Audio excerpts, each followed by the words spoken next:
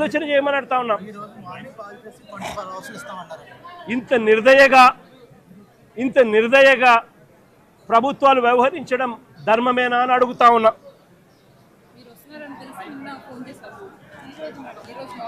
సిమిలర్గా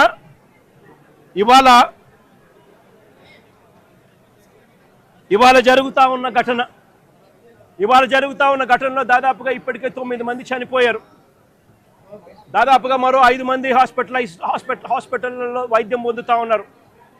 ఈ 5 మందిలో కూడా ఒకరి పరిస్థితి విషమంగా ఉంది.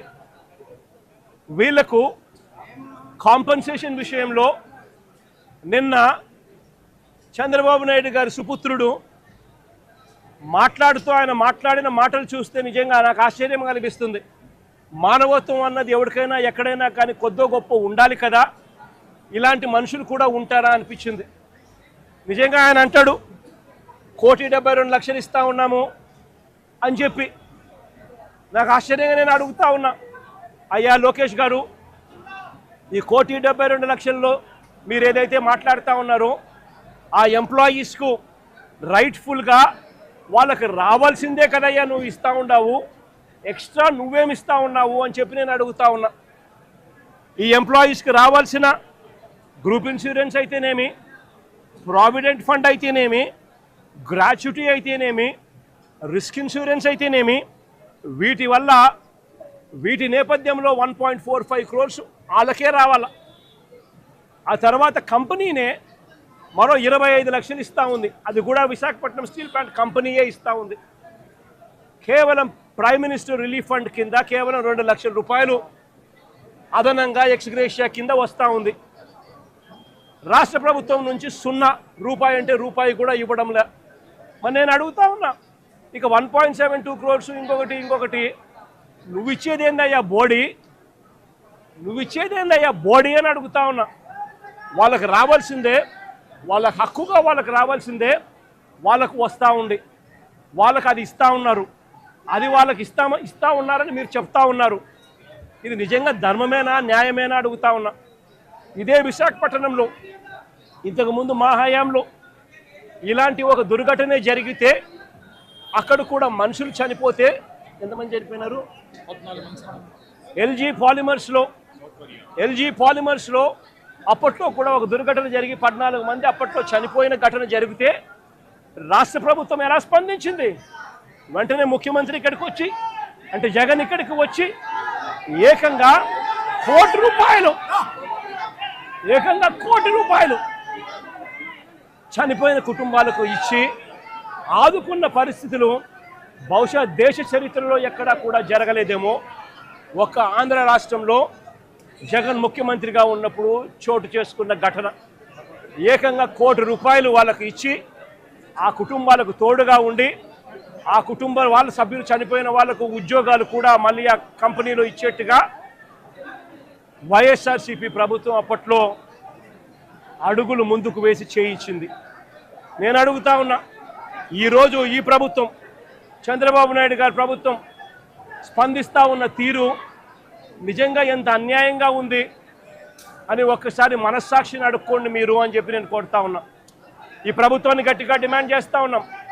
వాళ్ళకి రావాల్సింది వాళ్ళకి ఇప్పించడంలో నీ గొప్పతనం ఏమీ లేదయ్యా. వాళ్ళకి రావాల్సిన 1,72 లక్షలు ఏదైతే ఇస్తా ఉన్నారో, 1,45 లక్షలు వాళ్ళకి రావాల్సింది ఏదైతే ఇస్తా ఉన్నారో అది గొప్పతనం.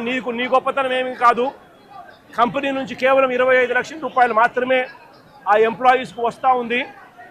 ఈ నేపథ్యంలో నేను చెప్తా ఉన్నాను, అయ్యా అప్పట్లో వైసీపీ ప్రభుత్వంలో ఉన్నప్పుడు ఏ రకంగా అయితే ₹1 కోటి ప్రతి కార్మికుడికి ఇచ్చి తోడుగా ఉన్న నేపథ్యం పరిస్థితులు ఏ రకంగా జరిగాయో అదే మాదిరిగా ప్రతి ఎంప్లాయీకి మేము ఇంతకుముందు చేసి చూపించినాం. మేమేదైతే చేసి చూపించినామో అదే మిమ్మల్ని కూడా చేయమని అడుగుతా ఉన్నాం. మేమేమి ఎక్కడా కూడా అన్యాయంగానో లేకపోతే మేము చెయ్యనిది మిమ్మల్ని చేయమని చెప్పి అడగడంలా మేమేదైతే చేశామో అదే చేయమని అడుగుతా ఉన్నాం. వెంటనే వాళ్లకు ఈ 1,45,00,000కు అదనంగా వాళ్ళకి ఏదైతే వస్తూ ఉన్నదో దాంట్లో నీ ప్రమేయం ఏదైతే లేదో వాళ్ళకు సంబంధించిన group insurance, provident fund, gratuity ఈ రిస్క్ ఇన్సూరెన్స్ ఈ రూపేణ వాళ్ళకు వస్తూ ఉన్న 1,45,00,000 ఏదైతే వస్తూ ఉందో దానికి అదనంగా మరో ₹1 కోటి ఖచ్చితంగా వాళ్ళకి ఇవ్వాలి. వాళ్ళ కుటుంబ సభ్యులకు కూడా అదే మాదిరిగా ఉద్యోగాలు కూడా వెంటనే ఇవ్వాలని కూడా కోరుతా ఉన్నాం. అదే మాదిరిగా నా పక్కన చెల్లి భాగ్యం ఇక్కడే ఉంది. వాళ్ళ కుటుంబం కూడా ఇదే మాదిరిగానే సంవత్సరం 14 నెలల కిందట 14 వాళ్ళ భార్య ఇక్కడే ఉంది. 1/4/2025లో చనిపోయిన పెంటయ్యన్న కుటుంబానికి కూడా ఇదే ప్యాకేజ్ కూడా వాళ్ళకు కూడా వర్తింపచేసి వాళ్ళ కుటుంబానికి కూడా ఇదే మాదిరిగానే ఆదుకోవాలి అని చెప్పి రాష్ట్ర ప్రభుత్వానికి కూటమికి ఇద్దరికీ కూడా గట్టిగా వీళ్ళిద్దరికీ కూడా చెప్తా ఉన్నాం.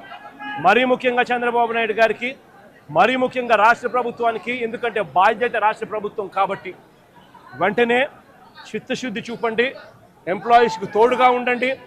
మీరు కూడా అసెంబ్లీలో వైఎస్ఆర్ కాంగ్రెస్ పార్టీ తీర్మానం చేసినట్టుగానే మీరు కూడా ప్రైవేటైజేషన్కు వ్యతిరేకంగా అసెంబ్లీలో మేము చేసినట్టుగానే తీర్మానం కూడా చేసి కేంద్రానికి పంపి ఇది జరగకుండా కూడా ఆపే కార్యక్రమంలో చిత్తశుద్ధిని కూడా చూపండి అని చెప్పి కూడా గట్టిగా వీళ్ళందరికీ కూడా కోరుతా ఉన్నాం. ఇదొకటే కాదు, మేము ఇంత అడుగుతా ఉన్నా కూడా చంద్రబాబు నాయుడు గారి ప్రభుత్వంలో ఎక్కడైనా మానవత్వం లేక ₹1 ఇవ్వాల్సిన చోట వాళ్ళకు ఇవ్వని పరిస్థితి ఎక్కడైనా ఉంటే మాత్రం ప్రతి బాధితుడికి చెప్తా ఉన్నా, ప్రతి అక్కకు, ప్రతి చెల్లెమ్మకు, ప్రతి బాబుకు చెప్తా ఉన్నా, బాధపడాల్సిన పనుల కొంచెం ఓపిక పట్టండి. దేవుడి దయతో మన ప్రభుత్వం వచ్చిన వెంటనే ఒక నెల తిరక్క మునిపే ₹1 రాష్ట్ర ప్రభుత్వం తరఫు నుంచి వీళ్ళకి ఇచ్చి ఆదుకుంటామని చెప్పి ఖచ్చితంగా చెప్తా ఉన్నాం. అందులో మీకు కూడా ఉంటారు తల్లి, అందులో మీ కుటుంబాన్ని కూడా ఖచ్చితంగా అది వర్తింపజేసేట్టుగా కూడా చేస్తామని కూడా చెప్తా ఉన్నా. కాబట్టి అందరం కూడా మానవత్వం చూపాలి అని చెప్పి, మానవత్వం చూపుతూ ఆదుకోవాలని చెప్పి ఈ రాష్ట్ర ప్రభుత్వాన్ని గట్టిగా కోరుతా ఉన్నాం.